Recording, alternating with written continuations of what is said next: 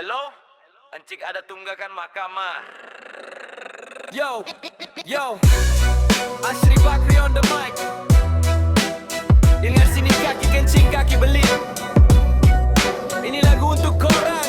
Drop the beat. Pagi-pagi buta telefon dah berbunyi. Nombor luar negara, siapa pula ni? Suara acah tegas, konon dari LHDN. Cakap aku ada hutang nak sita harta skrin. Wey bro, aku tahu kau duduk kat mana. Sembang kencang sangat, tapi otak kau kat sana. Cakap aku menang kereta hadiah juta-juta, tapi hujung-hujung kau minta tag nombor kita podang.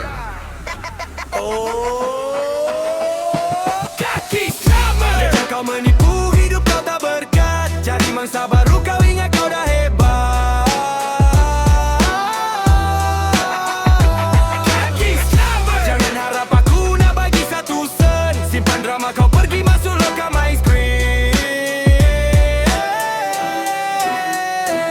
Sekejap jadi polis, sekejap jadi bang. Modus operandi kau memang tahap longgang. Target orang tua, target orang susah. Sebab kau nak kaya kau buat orang resah. Kau guna link palsu, kau guna suara sayu. Tapi silap orang lah bro, aku bukan kayu. Dah dalam menipu, pergi cari kerja halal. Sebelum tangan kena gari, baru kau nak menyesal. Satu hari nanti lubang kubur panggil, tak boleh nak transfer.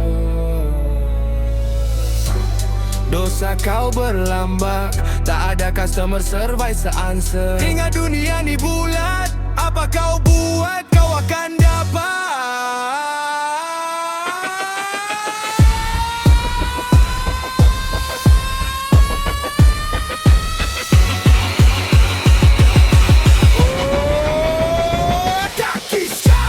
Kau menipu, hidup kau tak berkat. Cari mangsa baru kau ingat kau dah